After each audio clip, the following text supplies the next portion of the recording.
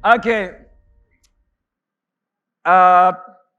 Hari Jumat kemarin kita merayakan yang namanya Jumat Agung dengan tema Heavenly Grace yang sudah disampaikan sangat luar biasa bagus oleh Pastor Henry Hanusa tentang Heavenly Grace, tentang kasih anugerah yang datang daripada sorga. Dan dia katakan ada 3 hari yang paling penting ya buat kita, saudara dan saya. Yang pertama hari kelahiran Tuhan, yang kedua hari Jumat Agung di mana Tuhan disalibkan, dan yang ketiga hari ini yang hari yang terpenting saudara, menurut saya. Dan saya harap menurut saudara juga. Karena kalau nggak ada hari ini, kalau Maria tidak melihat, menyaksikan kubur yang kosong, dan tidak memberitakan tentang kebangkitan Kristus. Saya mau kasih tahu, 2000 tahun orang Kristen melakukan hal yang sia-sia. Ya, maka itu jangan percaya dengan ide bahwa Yesus nggak pernah mati lah. Lo memang dia harus mati. Nggak usah merasa seolah-olah kayak lemah Tuhan kita kalau harus mati. Loh, justru itulah kebesarannya, saudara. Justru itulah kedahsyatannya. Memang dia harus mati. Jadi jangan mempercayai ide-ide yang mengatakan dia disembunyikan, dia nggak matilah. Apalagi dia nggak pernah bangkit katanya. Bahkan katanya jenazahnya disembunyikan oleh murid-muridnya. Itu menurut saya sebuah cerita yang sangat konyol. Kenapa? Sebab kita tahu para rasul mati sangat mengenaskan. Sudah tahu ya, Paulus mati dipenggal, Yohanes mati digoreng, ada yang mati diseret oleh kuda.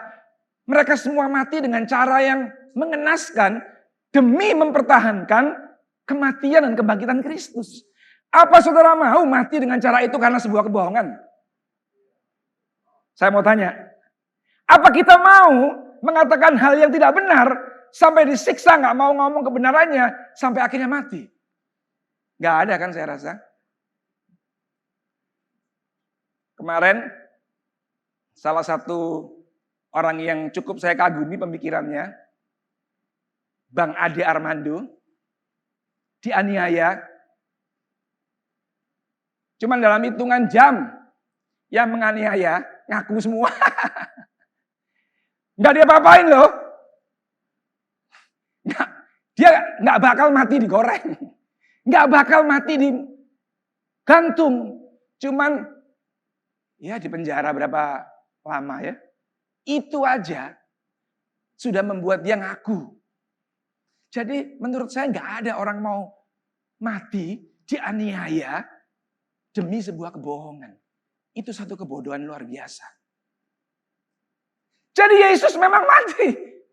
Bukan karena dia lemah, karena memang dia datang untuk itu. Karena memang dia datang untuk itu. Kalau dia nggak pernah mati, dia tidak berhasil menjalankan misi daripada Bapa kita. Tetapi ada kabar baik yang memang luar biasa. Di hari ketiga, dia bangkit. Itu yang membuat saudara dan saya hari ini ada di tempat ini. Dan mau mendengarkan apa yang ditulis dalam Injil tentang dia. Nah, tadi saya katakan, Pastor Henry sudah memberitakan tentang heavenly grace, anugerah yang luar biasa daripada Tuhan yang menyelamatkan itu. Tetapi sangat disayangkan, sangat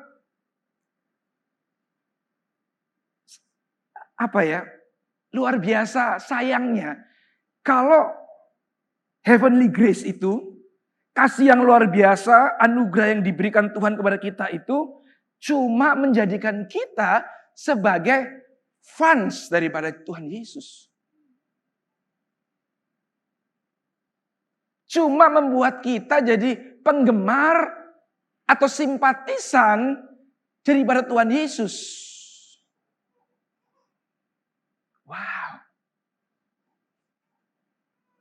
Betul ya? Sudah tahu kan?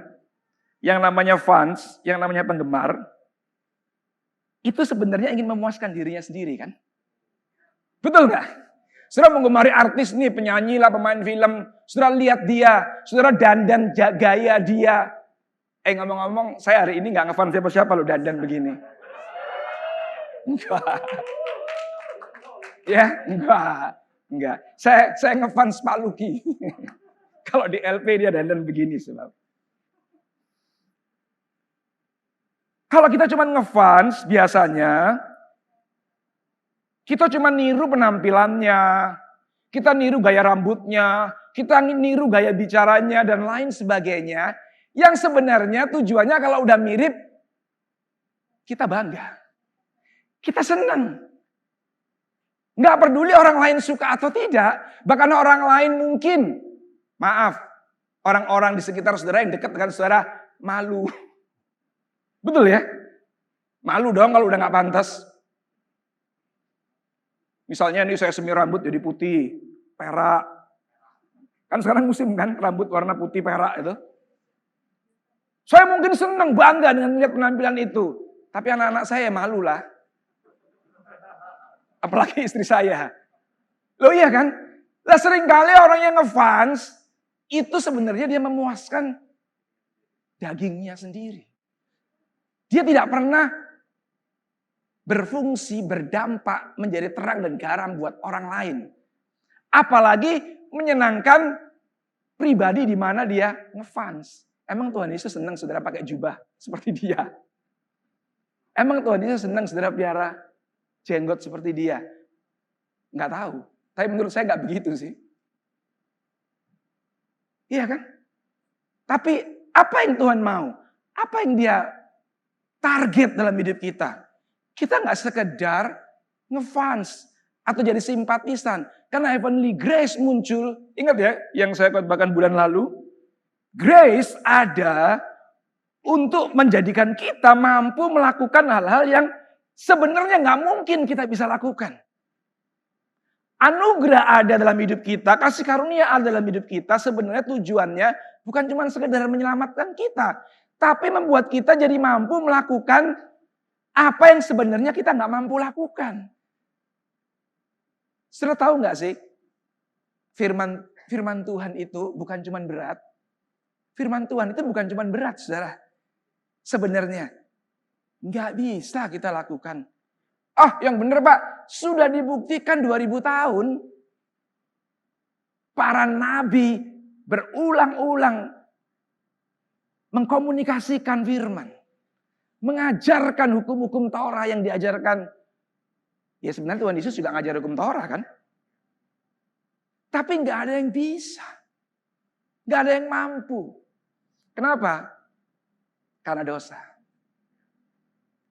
Yang membuat manusia akhirnya cenderung selalu ingin kembali ke dirinya sendiri. Ini aja gampang kalau mau ngecek. Tapi saya enggak kok Pak. Saya ini dari dulu memang lahir sudah penuh dengan cinta. Nah, coba nih kita tes. Pernah enggak foto bareng-bareng sama teman-teman 20 orang gitu? Pernah kan? Pernah ya? Begitu fotonya dikirim ke WA saudara-saudara buka. Orang pertama yang saudara cari di foto itu siapa? Orang pertama yang saudara cari, saudara mau lihat di foto 20 orang itu siapa? Kita sendiri kan. Kita mau lihat penampilan kita oke enggak? Matanya merem enggak? Senyumnya pas enggak? Lagi noleh kemana? Pokoknya ini kan simpel ya. Menunjukkan banget ya. Itulah manusia. Itulah saya. Itulah saudara. Lihat foto aja. Egonya masih muncul. Bayangin saudara. Dulu saya nggak percaya sih, tapi saya pikir-pikir ya juga ya. Nah, tapi apakah itu bisa berubah tak? Apalagi Tuhan minta kita ini jadi terang. Jadi garam buat dunia itu. Bisa. Karena ada anugerahnya yang memampukan kita. Karena ada kasihnya yang sudah lebih dahulu diberikan kepada kita. Persoalannya saudara mau jadi siapa? Mau cuman ngefans, cukup dengan orang yang... Nah, tadi saya ngomong, orang ngefans kepada pribadi yang dimana dia idolakan, cenderung dia cuma bangga dengan melakukan apa yang kelihatan, yang ditampilkan oleh sang idola. Orang-orang beragama, termasuk kita ini kan beragama nih, seringkali cuma bangga, merasa sudah oke, merasa udah seolah-olah Tuhan tersenyum waktu kita melakukan ritual kita. Ritual keagamaan kita. Nggak pernah bolong. Betul ya? Apalagi kita bisa bertahan selama 1,5 jam sampai 2 jam. Kusuk. Selama firman disampaikan, nggak ngantuk. Selama puji-pujian dinaikkan, nggak ngangkat telepon. Loh, betul apa enggak? Setiap pagi baca 1 pasal. Sehari 3 kali doa ngucap syukur. Seolah-olah dengan semua ritual itu, kita merasa Tuhan udah cukup senang. Betul enggak? Kita udah merasa plong. Udah selesai tugas kita. Sekarang giliran Tuhan melakukan kewajibannya buat kita. Hei, saya mau sadarkan kita semua. Hei, lawang sebelum saudara melakukan itu semua aja, dia udah mati buat saudara. Bagaimana lagi kita mau nuntut? Cuman dengan ritual-ritual semacam itu, kita minta terus Tuhan melakukan kewajibannya buat kita. Maka itu hari ini saya mau kita di hari yang berbahagia ini, di hari yang penuh berkah ini, biarlah kasih karunia dan anugerah itu tidak sia-sia dalam kehidupan kita. Tidak menjadikan kita cuma sebagai seorang fans, penggemar, atau simpatisan daripada Tuhan Yesus. Alkitab sih, saya nggak tahu di tempat ini, mengatakan lebih banyak yang ngefans daripada yang follower. Alkitab loh ya. Bahkan sejak perjanjian lama ditulis, bangsa Israel yang keluar di padang gurun, satu generasi yang keluar, cuma 2 aja yang bisa masuk tanah perjanjian. Sisanya generasi berikutnya yang belum mengerti apa-apa pada waktu keluar. Murid-murid Tuhan Yesus sama. Dari sekian ribu orang yang mengikuti khotbah-khotbah Tuhan Yesus, menikmati mujizat-mujizat, menikmati roti, menikmati kesembuhan, menikmati macam-macam dari Tuhan Yesus. At the end, berapa puluh orang waktu Tuhan Yesus mulai memberitakan kematiannya, mereka semua bubar. Dan pada waktu apa yang diberitakan itu betul-betul diwujudkan, dia mati di kayu salib, sekian puluh orang itu pun bubar juga. Nah, saya berharap itu nggak terjadi lagi pada kita.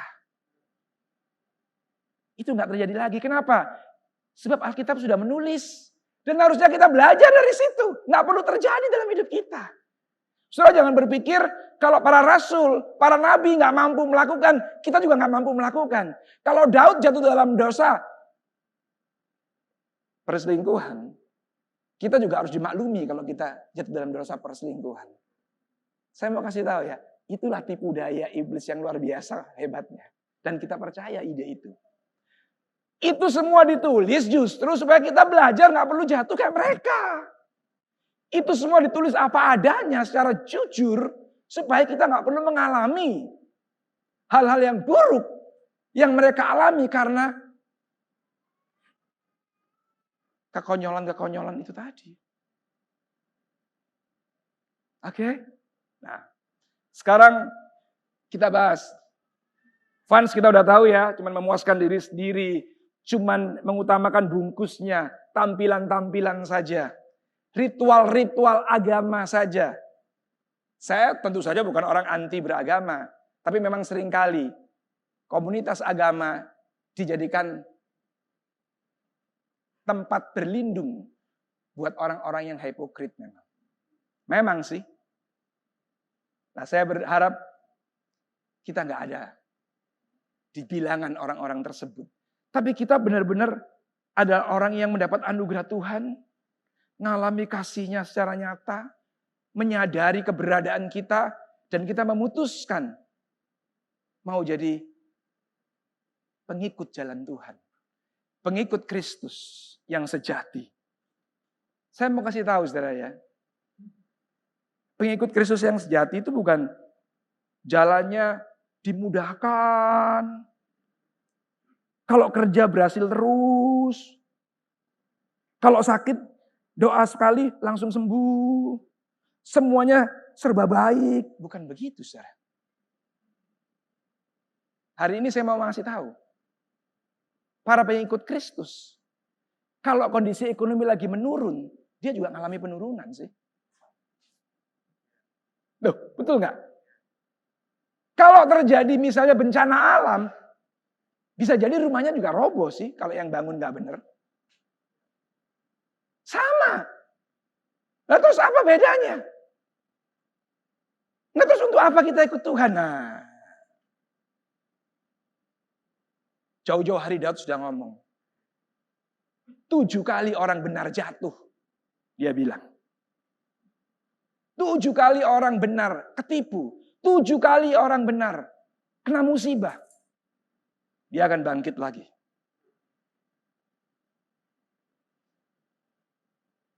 Sekali, 2 kali orang gak benar jatuh. Bisa-bisa dia bunuh diri kayak Yudas. Loh, betul apa enggak? Nggak tahu sih. Apakah saudara akan mengikuti jalan yang macam itu. Tapi banyak orang yang nggak bisa handle. Kenapa? Karena nggak ada anugerah dalam hidupnya. Semakin parah kejatuhannya. Semakin berat beban yang harus dia tanggung. Nggak tahu. Apakah dia bisa bangkit. Tapi firman Tuhan menjamin. So, kita yang hari ini ngalami kesulitan. Kena dampak ekonomi lah, kena dampak kesehatan lah. Karena 2 tahun terakhir ini, saya mau kasih tahu, it's okay. Nggak ada masalah. Nggak apa-apa kok. Tapi belajarlah dari situ. Kenapa saudara ngalami itu? Karena Tuhan berjanji waktu kita menemukan persoalannya, anugerahnya yang memampukan kita untuk bangkit kembali. Anugerahnya yang memampukan kita untuk bisa berdiri. Bahkan kita akan naik seperti matahari. Rembang yang makin siang, makin terang. Itu janji Tuhan. Ya, bagi orang-orang yang jadi pengikut. Oke, penggemar sudah ya. Nah, masalahnya begini. Jarang atau orang itu apa namanya ya, tidak memutuskan untuk jadi pengikut Kristus karena ini nih saudara, ada 3 hal ya tadi ya, nanti kita bahas satu-satu deh. Pengikut itu harus begini ya, ada ketaatan, ada perubahan hidup, ada pertumbuhan hidup. Saya nggak perlu bahas dari depan karena 2 minggu lalu Pak Teguh sudah membahas sedikit tentang ini. Saya cuma mengulang saja dan memberikan highlight yang penting-penting. Ada 3 hal yang harus mau tidak mau pengikut itu melakukan bagiannya. Yaitu 3 hal ini. Taat, setelah taat, akibat daripada ketaatan, tanpa dia sadari dia mengalami sebuah perubahan. Waktu dia mengalami perubahan dalam dia mengoperasikan hidupnya, itulah yang disebut dia mengalami sebuah pertumbuhan. Lah waktu dia bertumbuh seperti sebuah pohon, tinggal tunggu waktu. Akan ada buah yang muncul kemudian. Akan ada buah yang muncul. Ya. Sekarang persoalannya, kalau kita bicara ketaatan, ini udah sering banget, udah puluhan ribu mungkin kita dengar tentang ketaatan. Cuman persoalannya nggak banyak orang yang akhirnya mau tunduk dalam ketaatan ini. Kenapa? Karena dalam ketaatan, ini loh saudara yang paling berat. Katanya kepada mereka semua, Tuhan Yesus ini ya, setiap orang yang mau mengikut aku, ia harus menyangkal dirinya. Memikul salibnya setiap hari dan mengikut aku. Nyangkal dirinya, mikul salibnya, dan ngikutin Tuhan Yesus. Dibacanya gampang. Dilakukannya, saya kasih contoh kecil. Sudah datang ke restoran, pulang dari tempat ini. Pulang dari tempat ini, saudara makan siang kan? Sebuah ke restoran. Misalnya saudara suka nasi rawon. Dan saudara paling sebel nasi pecel. Begitu sudah duduk di restoran, sudah pilih apa? Nasi rawon kan? Kalau mau nyangkal diri, pilih nasi pecel. Enak nggak? Loh, saya kasih contoh yang simpel aja. Kira-kira begitu nyangkal diri. Sukanya rawon. Sebelnya pecel. Lah waktu duduk disuguhin dua, mau pilih rawon atau pecel? Kalau muaskan daging, rawon. Kalau mau menyangkal diri, makan itu pecel. Ini bukan bercanda, saudara. Kelihatannya bercanda. Itu menyangkal diri. Makanya nggak banyak orang mau. Nggak banyak orang mau. Masalahnya saudara, diminta Tuhan mengambil keputusan-keputusan yang banyak kali justru bertentangan dengan apa yang saudara mau. Itulah Injil yang sejati. Itulah Injil. Masih mau ikut Tuhan? Masih maukah? Jadi stop dengan cerita-cerita yang kalau ikut Tuhan enak begini. Mau apa kamu? Mau mobil, sekarang naik motor, ada doa aja pasti tahun depan kamu dapat mobil. Sekarang masih ngekos ya, doa aja 2 tahun lagi dapat rumah. Stop dengan yang begitu-begitu, saudara. Udah nggak ada. Kita harus berhenti dari omongan-omongan seperti itu. Nggak bisa. Berbuahlah, taatlah, sangkalah dirimu. Kamu akan bertumbuh nanti. Waktu kamu bertumbuh, tinggal tunggu waktu. Buahnya akan muncul. Dan waktu buah itu muncul, dinikmati banyak orang. Saya mau kasih tahu ya, rewardnya ikut. Rewardnya ikut. Loh, betul apa enggak sih? Yang bisnis aja tahu bahwa kalau mau dipercaya besar, mau dapat partner bisnis besar, mau dapat konsumen besar, dia harus masang label. Dia dikenal jujur, betul enggak sih? Betul kan? Begitu dia dikenal, dilabelin orang pebisnis jujur, pedagang jujur, gak lama kemudian rewardnya ikut. Banyak orang akan percaya, banyak orang akan akhirnya ingin bekerja sama, banyak akhirnya orang ingin jadi pelanggannya dan lain sebagainya. Sebenarnya semua yang saudara inginkan, yang saudara ingin pakai untuk memuaskan hawa nafsu saudara, itu sama Tuhan ditaruh di belakang. Waktu saudara melakukan yang esensi dulu. Tapi seringkali dengan menggunakan cuman bungkus atau ritual yang saya sebut tadi, cuman dengan simpatisan Kristus, kita udah kepingin dapat rewardnya. Tanpa mau melakukan apa yang esensi yang Tuhan mau. Nah kalau sudah begitu, masalahnya apa? Saudara gak bakal jadi garam dan terang. Saudara gak bakal jadi garam dan terang. Sebab semua kenikmatan dunia ini, semua kenikmatan dunia yang sementara ini, sekalipun kelihatannya baik, itu pasti membawa kita ke arah yang sesat. Saya ulang ya. Mau saudara PDP, PDM, PDT terserah. Kalau saudara selalu semakin menikmati kenikmatan dunia ini, saudara semakin menikmati apa yang sementara, apalagi dalam tanda kutip, berlebihan. Saudara sadar nggak? Kalau saudara bawa aksesoris yang bermerek, entahlah apa hurufnya, saya nggak mau sebut. Saudara sadar nggak sih? Saudara senang bukan karena fungsinya kan? Yang saudara mau tunjukkan ke orang apanya? Hurufnya itu kan? Herman lah, Heru lah. Iya kan? Saya tahu saudara nggak pengen memanfaatkan kualitasnya, fungsinya. Enggak.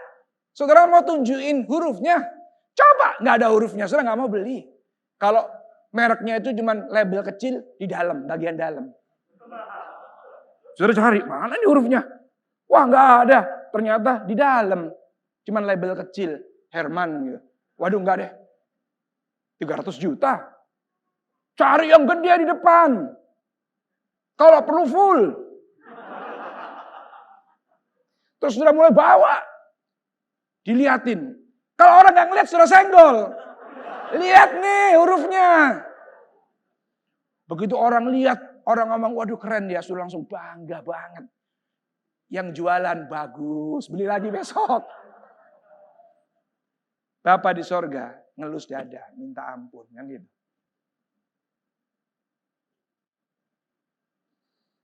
Semakin saudara menikmati itu, saya mau kasih tahu ya. Mau saudara PDP, PDM, PDT, yang tepuk tangan organisasi, kerajaan sorga, nangis. Nggak bertepuk tangan. Untuk itu semua. Karena dengan demikian, bayangin, kita punya program setiap minggu masuk ke tempat orang-orang susah bersama Pastor Immanuel Eko.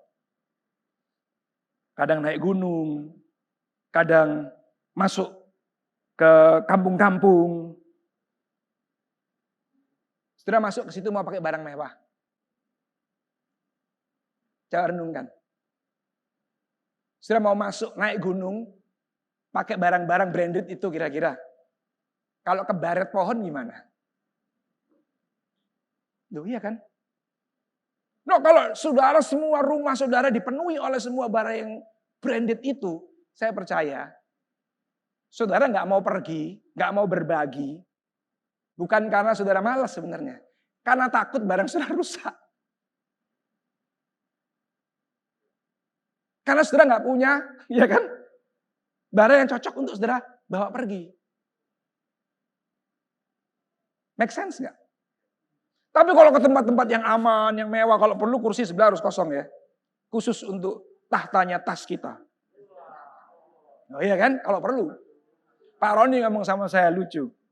Di Jakarta itu bahkan katanya, udah di kursi, masih dikasih alas sapu tangan. Takut kursinya ada sesuatu yang kasar nanti baret. Dilapisin sapu tangan, baru ditaruh tasnya. Terus tiap berapa menit sekali dia tengok masih ada nggak? Hadiratnya masih ada nggak di situ? Ditengok. Ya. Nah itu sangat natural kan? Makanya saya ngomong, semakin saudara pusing dengan yang sementara, semakin saudara pusing dengan hal-hal demikian, saudara makin jauh dari kerajaan Allah. Saudara makin jauh dari Tuhan Yesus. Sekalipun saudara makin aktif di organisasi. Sekalipun saudara makin dikasih jabatan yang cukup dilihat orang. Sekalipun saudara dipuji-puji gara-gara saudara suka nyumbang banyak. Tapi kalau hatimu, orientasi hatimu tidak pada yang kekal. Tapi cuman bangga dengan yang sementara. Gak ada gunanya, saudara. Gak ada gunanya. Nah inilah murid Kristus. Makanya saudara tahu ya, kenapa Paulus yang saya pernah cerita dengan segala macam fasilitas, kehebatan, dan kekuasaan yang dia punya hari itu, yang harusnya kalau dipakai bisa membuat dia jadi makmur, jadi terpandang, jadi disegani, jadi dihormati. Waktu dia ketemu Kristus, dia ngomong apa? Semua itu cuma sampah.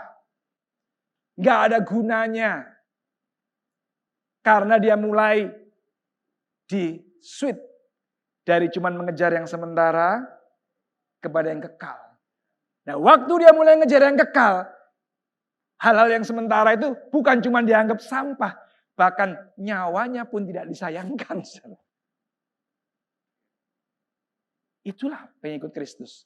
Itulah pengikut jalan Tuhan. Nah tapi, terus gimana Pak? Apakah janji-janji Tuhan tentang berkat-berkat itu nggak berlaku? Oh tidak. Itu cuman hasil daripada buah. Hasil daripada saudara berbuah. Otomatis semua pintu akan terbuka waktu orang menikmati buah dalam hidup saudara. Percayalah, semua pintu kesempatan demi kesempatan akan terbuka sendiri waktu orang melihat buah dalam kehidupan kita. Nah, bayangkan saudara, Tuhan Yesus pun waktu dia datang ke muka bumi, dia juga bukan cuma ngajar, tapi dia ngomong, dia mempraktekkan yang namanya ketaatan. Dikatakan toh oleh Paulus, dia yang adalah Allah, dia tinggalkan semua fasilitas. Dia tinggalkan semua kemuliaan. Dia tinggalkan kealahannya. Dia turun ke tempat yang, ya ampun, bumi yang saudara bangga-banggakan ini. Ya kan? Bagi Tuhan cuman, dia turun masuk ke tempat yang sudah dikuasai oleh dosa. Dan di situ dia taat dikatakan. Sampai mati. Taat sampai mati. Sampai digantung di kayu salib. Sudah bisa bayangkan? 3,5 tahun Tuhan Yesus nunggu hari penyaliban. Kalau 3 jam mending ya. Turun 3 jam udah disalib selesai lah. 3 hari ketiga bangkit. Selesai lah. Makin lama dia nunggu. Sesuatu yang bakal dia hadapi yang mengerikan itu. Bukankah 3,5 tahun itu hatinya semakin kayak dikoyak-koyak saudara. Pernah nggak naik pesawat, di atas pesawatnya pernah kan? Pasti pernah lah. Rasanya lama banget nggak? Oh, pasar urusan. Bawa. Tuhan tolong Tuhan. Langsung ingat Tuhan. Padahal turbulensnya cuma 5 menit. Kayaknya udah kayak 5 jam gitu ya. Nggak selesai-selesai. Iya. Hal-hal yang menakutkan, mengerikan, mengkhawatirkan. Seolah-olah jadi kayak lama banget. Nah Tuhan Yesus sudah lewati. Nah kita sebagai pengikutnya memang ya harus melewati hal yang sama sih. Jadi bagi saya hari ini lebih penting ngajar saudara nyangkal diri mikul salib dibandingkan saudara menyaksikan hal-hal yang sifatnya sementara. Boleh sekali-kali. Baik sih. Kalau memang sudah mendapat berkat Tuhan, pemeliharaan Tuhan dan lain sebagainya sudah saksikan, boleh. Boleh. Tapi yang lebih penting, saudara harus belajar untuk mulai nyangkal diri dan mikul salib. Kalau perlu, saksikan. Bagaimana hari ini saudara sangat sakit karena menyangkal dirimu. Saksikan. Bagaimana saudara berat banget mikul salib. Tapi karena anugerahnya membuat saudara tetap mampu dan bisa mengucap syukur. Saksikan. Saudara jangan berpikir kesaksian itu cuma kalau saudara dapat promosi, dapat berkat besar, dapat naik jabatan. Saya ngomong sekali lagi ya, itu semua baik, nggak apa-apa. Tapi kalau itu terus yang saudara anggap sebagai kebaikan Tuhan, kita salah arah. Kita harus seimbang, saudara. Berkat it's okay. Tapi bagaimana dengan penyangkalan dirimu? Ada enggak hari ini yang kau sangkal? Ada enggak pikul yang kau salib hari demi hari? Untuk makin kita menjadi semakin mengalami perubahan. Seperti Tuhan Yesus itu.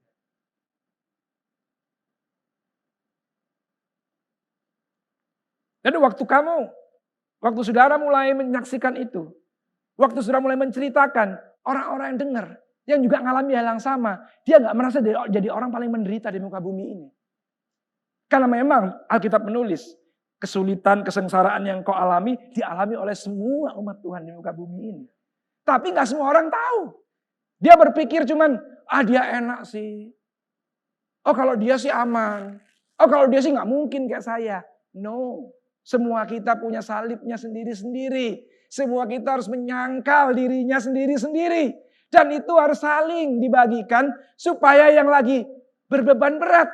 Mereka ngerti dan mereka terhibur. Akhirnya dengan hiburan itu mereka bisa bertahan. Bahwa dia pun dapat anugerah untuk bisa tetap berdiri teguh. Melakukan kehendak Tuhan. Ya. Tapi kalau saudara terus membooster perkara-perkara sementara, orang-orang yang hidupnya susah, minder lama-lama saudara. Iya loh. Bukan cuma minder. Jangan-jangan dia berpikir, wah jangan-jangan aku gak dipilih Tuhan ini. Wah jangan-jangan aku belum diselamatkan ini. Kok cuman aku aja yang susah ya. Kelihatannya satu Komsel diberkati semua. Kelihatannya satu Komsel dipelihara Tuhan semua. Kok cuman aku yang susah ya. Nah siapa yang salah kalau udah begini? Jadi menurut saya, waktu Paulus ngomong, jangan jauhkan dirimu dari pertemuan-pertemuan ibadah, dan semua orang haruslah dia mulai bersaksi, bermazmur, memberikan pujian. Itu nggak cuma bicara hal sementara, saudara. Dia memuji Tuhan atas salib yang dia pikul.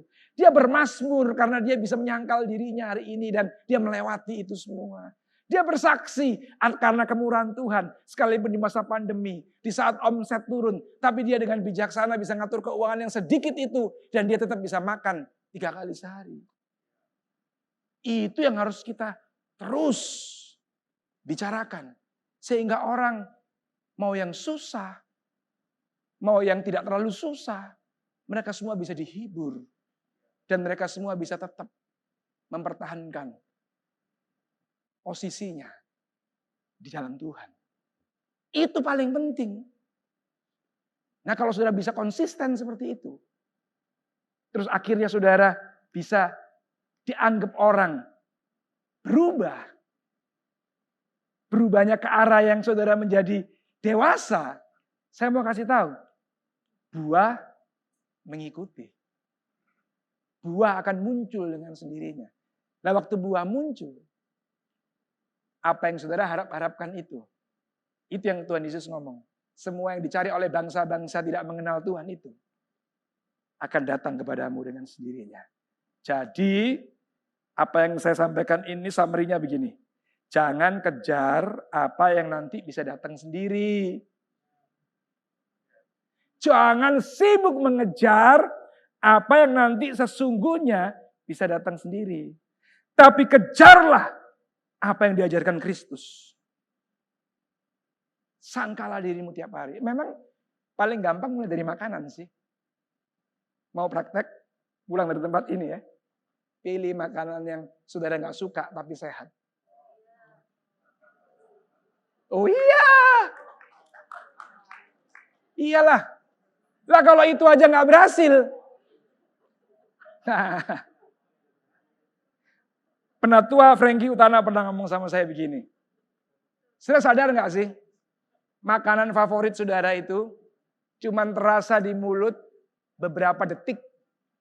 Setelah itu begitu turun ke sini, udah hilang dia. Gak ada rasanya.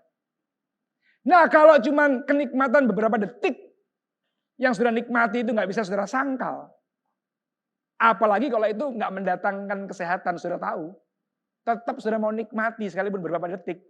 Bayangkan, sanggup gak saudara menyangkal kekuasaan, position, materi yang saudara bisa nikmati bertahun-tahun. Sanggup nggak? Kalau ada kesempatan, saudara pasti ambil. Loh, betul kan? Kalau cuma saudara makanan aja saudara nggak sanggup, lah bagaimana kalau ada yang lain yang jauh bisa lebih lama kenikmatan itu didapat? Ya kita pasti orang pertama yang jatuh duluan. Apalagi kalau di booster dengan nggak apa-apa. Kita memang manusia biasa, rocker juga manusia, apalagi kita. Ya kan? Nanti kalau jatuh, Tuhan itu setia dan adil. Saya mau beritahu ya, saya percaya Tuhan itu setia dan adil. Tapi kalau saudara rencanakan dengan cara begitu, dia nggak lagi setia dan adil buat saudara. Kalau saudara mau melakukan hal yang saudara tahu itu nggak benar, nggak menyukakan Tuhan, terus saudara mulai kutip ayat itu untuk membenarkan bahwa saudara boleh melakukan itu. Setelah itu Tuhan itu setia dan adil, saudara tuntut Tuhan harus melakukan bagiannya. Saya mau beritahu, ayat itu jadi hilang kesaktiannya buat saudara. Ayat itu jadi hilang kuasanya buat saudara. Iya kan? Karena Paulus bilang apa? Kalau saudara nggak sengaja, nggak apa-apa. Tapi kalau udah tahu, dilakukan, dia bilang apa? Baru diperhitungkan sebagai dosa. Hati-hati. Ini. Allah bukan hanya menyelamatkan kita dari dosa. Ingat ya, anugerah Tuhan diberikan kepada kita, memampukan kita, bukan cuma menyelamatkan kita dari dosa. Melainkan juga sama pentingnya, yaitu apa? Allah menyelamatkan kita dari diri kita sendiri. Ini saudara harus sadari. Seringkali, saya nggak tahu, saudara cek aja, karena saya tidak berhak menghakimi saudara. Saudara cek aja, seringkali semua persoalan-persoalan penderitaan, problem yang muncul dalam hidup kita, gara-garanya muncul karena keinginan diri kita sendiri. Betul nggak? Kemarin Pak Roni menceritakan kepada saya, anaknya yang paling besar, udah dikasih tahu, maaf, saya nggak ngomong semua masalah yang robot itu salah. Sebab saya nggak tahu, saya nggak mendalami. Tapi yang saya dengar berita-berita, banyak orang yang kecewa gara-gara mainan dengan robot. Dan Pak Roni, anaknya juga kena. Ya, waktu dia memulai, Pak Roni udah ingatkan. Jangan nak, ini kok rasanya nggak beres. Papa ini sekolah ekonomi, dia bilang. Ini nggak mungkin punya. Ini nggak masuk akal, dia tetap ngotot, keinginannya sudah menggebu-gebu, nggak bisa Pak, ini begini, ini begitu. Berbagai macam alasan dia utarakan, akhirnya Pak Roni, ya sudahlah. Toh resikonya paling kehilangan uang. Iya kan? Memang kadang-kadang ada orang-orang yang dinasihati nggak mau. Ya sudah, resikonya toh nggak kehilangan nyawa kan? Kehilangan uang. Tapi dengan begitu, jadi sudah saya kasih tahu ya, belajar sekolah sebenarnya nggak harus mahal. Kalau saudara taat. Kalau saudara mau diajar. Saudara, seringkali kita memberikan diri kita untuk di-mentorin. Tapi waktu di-mentoring kita ngotot dan kita lebih mengutamakan apa yang kita inginkan. Tapi kalau yang mentoring kita itu sama, dia mengajarkan hal-hal yang kita inginkan, kita lakukan. Seolah-olah itu benar. Tapi kalau bertentangan, kita merasa seolah-olah dia nggak tahu. Apalagi kalau dia mulai keliling cari orang lain yang bisa membenarkan idenya. Terus dia mulai, ini baru yang benar nih. Ini baru yang relevan. Ini baru yang sejati. Enggak, saudara. Enggak kan? Nah akhirnya banyak orang-orang hari ini yang mengalami kesulitan sebenarnya bukan karena cuman pandemi. Bukan karena ekonomi merosot. Karena kita nggak bisa menyangkal keinginan-keinginan daging kita. Saya kasih tahu ya, iblis itu polanya udah kelihatan. Selalu numpang pada situasi yang tidak menguntungkan. Sama kan? Tadi Bang Ade Armando dikeroyok oleh orang yang numpang di acara event demo mahasiswa. Iblis numpang di event pandemi untuk menyesatkan orang-orang. Jadi hati-hati. Nah begitu kejadian, jebret baru nyesel. Ya nggak apa-apa sih. Kalau memang betul-betul waktu itu saudara sudah nggak menyadari. Tapi saudara jadi bayar mahal kan. Harus akhirnya bekerja keras untuk mengembalikan apa yang hilang. Apalagi kalau yang hilang itu orang punya. Wow. Sebenarnya hati kecil saya, waktu menasihati orang-orang begitu dan dia terus berjalan. Gimana saudara? Sedih nggak? Sedih, tapi kita nggak bisa berbuat apa-apa. Kita cuma bisa kasih tahu. Sama kan, kayak saudara mau jalan, di depan situ ada lubang yang saudara bakal kejeblos. Kamu nggak lihat, saya lihat. Saya kasih tahu jangan, ada lubang. Oh enggak, saya bisa loncat nanti.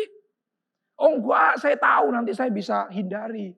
Jangan kamu kejeblos, tetap aja ngotot jalan. Ya sudah kan, tapi kita sedih. Cuma nggak bisa berbuat apa-apa. Begitu kejeblos kakinya patah, bertobat. Tapi kan udah patah. Jadi mahal biayanya. Jadi menderita. Nah, lewat semua peristiwa ini saya berharap kita semua belajar. Oh, pandemi udah selesai Pak, udah aman. Masalah-masalah yang tadi itu udah ditangkepin semua. Apa yang terjadi ini berpola, saudara akan berulang. Alkitab ngomong, gak ada sesuatu yang baru di muka bumi. Apa yang terjadi, bakal terjadi lagi. Jadi pesan saya di Paskah yang berbahagia ini, saya mau beritahu, pandemi udah hampir selesai. Tapi bukan berarti di tahun-tahun ke depan tidak ada kesulitan yang mirip-mirip dengan pandemi. Hari ini sudah belajar apa lewat situasi pandemi? Belajar mengatur keuangan kah? Belajar untuk tidak greedy kah? Belajar untuk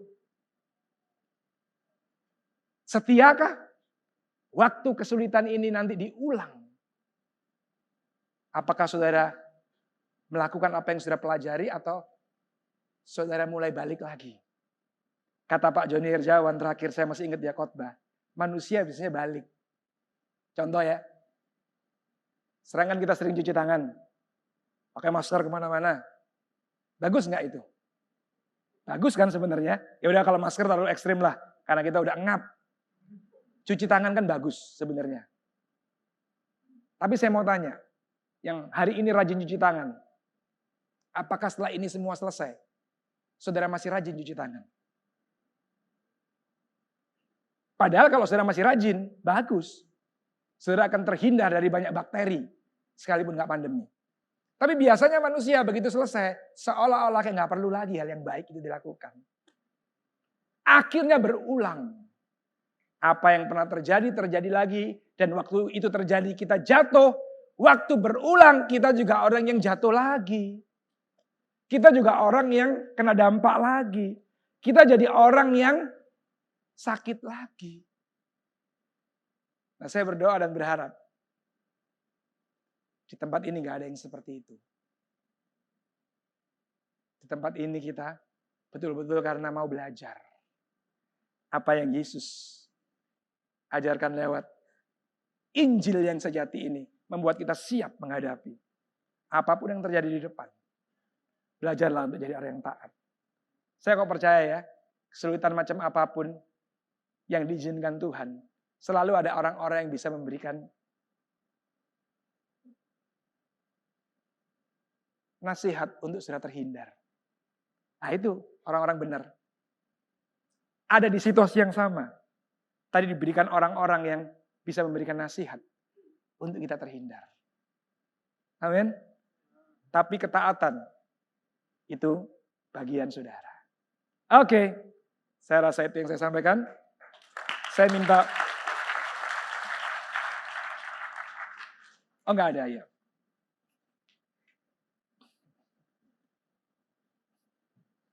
Sebelum kita akhiri ibadah hari ini,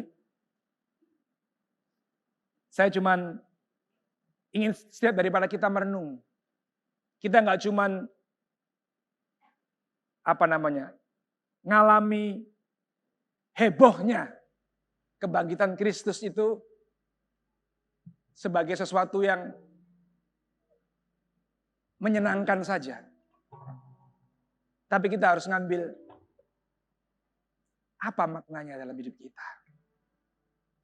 Supaya jangan kematian dan kebangkitan ini jadi sia-sia. Tapi betul-betul merubah kita. Merubah kita. Dari orang yang cuma sekedar beragama. Dari orang yang cuma ngefans. Dari orang yang cuma tahu Yesus yang sudah mati dan bangkit. Tapi kita jadi orang yang mengikuti jalannya. Yang melangkah menjejak telapak kaki yang sudah pernah dia lewati. Dan waktu kita lakukan itu, saudara sudah siap untuk menjadi terang, menjadi garam, menghadirkan perubahan di tempat di mana saudara ada. Di komunitas sekecil apapun di mana saudara ada. Menurut saya, dunia ini butuh Yesus. Dunia ini gak butuh agama Kristen. Dunia ini butuh Kristus. Cuman persoalannya, adakah orang-orang Kristen yang mau menampilkan Kristus di tengah-tengah dunia ini? Kebanyakan orang Kristen cuman mengutip kata-kata Yesus di muka bumi ini. Tapi lewat pasca tahun ini, doa saya adalah, saudara adalah orang-orang yang menampilkan Kristus. Sebab dunia ini butuh, saudara. Sudah terlalu banyak orang yang mengutip, yang membicarakan Kristus. Tapi gak menghadirkan Kristus dalam kehidupannya. Dalam keluarga saudara aja. Di tengah-tengah keluarga saudara. Kalau sudah merasa kenapa ya? Kok belum pada bertobat? Apa kurang tepat cara menginjilnya? Apa kurang aku fasih lidah? Cara menyampaikan kesaksian? No. Tidak. Renungkan. Contemplate. Kontemplasi. Semakin saudara sering mengutip kata Yesus. Semakin saudara sering mengutip firman Tuhan. Tapi saudara tidak menghadirkan itu. Saya mau beritahu. Semakin jauh orang daripada Tuhan. Semakin jauh orang mempercayai ide tentang Kristus. Saya tutup dengan satu kesaksian di Rock Summit Leader. Dikatakan hari-hari ini concern saya dan concern pembicara itu saya setuju. Hari-hari ini dia ngomong, anak-anak muda, generasi X dan Y dia bilang, sangat skeptis dengan ide kekristenan. Skeptis, gak mau tahu, gak peduli. Bahkan cenderung menolak ide kekristenan dia bilang. Kenapa? Karena orang-orang Kristen sebelumnya, yaitu generasi baby boomer, saudara dan saya tentu saja. Seringkali ngutip perkataan Tuhan. Nuntut perubahan hidup. Bukan untuk kebaikan dia, tapi untuk kepentingan kita. Betul nggak? Seringkali kita nuntut orang berubah, ngutip ayat untuk kepentingan kita. Bukan untuk kebaikan dia. Coba renungkan baik-baik. Ini agak nggak enak memang sih, tapi menurut saya penting. Bukti bahwa kita menuntut untuk kepentingan kita karena kita sendiri tidak melakukan apa yang kita kutip. Karena kita sendiri gak mencoba mencontohkan apa yang kita kutip. Nah, kita harus tahu. Orang-orang generasi X dan Y adalah generasi yang lebih cerdas daripada generasi yang baby boomers. Kenapa? Karena dulu kita mau cari info di luar Bali, kita butuh beli Jawa Pos. Tapi hari ini sudah mau tahu info di Ukraine, mau tahu info di Rusia, itu semua ada di kantong saudara infonya. Di kantong anak-anak kita. Apapun dia tahu. Bahkan teologi yang kita aja gak pernah sekolah. Dia bisa tahu cuman lewat handphone yang ada di tangan dia. Jadi keliru besar kalau kita cuman suka mengutip, menuntut, dan minta orang berubah. Kita harus mulai menunjukkan. Ini loh perubahan. Ini loh ketaatan. Ini loh respect. Ini loh submit. Ini loh kasih. Ini. Dan saya rasa generasi X dan Y punya kecerdasan cukup. Lewat gestur saudara. Dia bisa menangkap apa yang saudara sedang beritakan.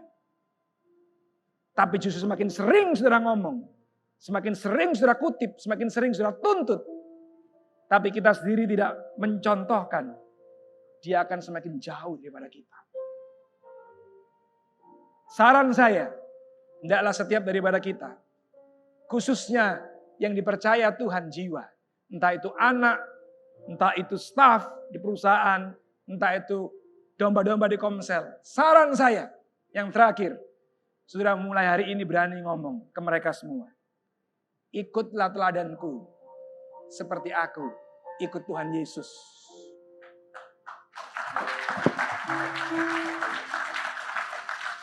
Ya, terlalu sulit bagi dia ikut Kristus. Apalagi dia dilahirkan di budaya yang berbeda. Daripada kita yang lahir sebagai pengikut Kristus. Mau memberitakan Kristus, gampang. Kasih tahu mereka, ikut aku aja. Karena aku ikut Kristus. Oke. Selamat Paskah. Selamat menikmati heavenly grace. Tuhan Yesus memberkati kita semua. Mari kita bangkit berdiri.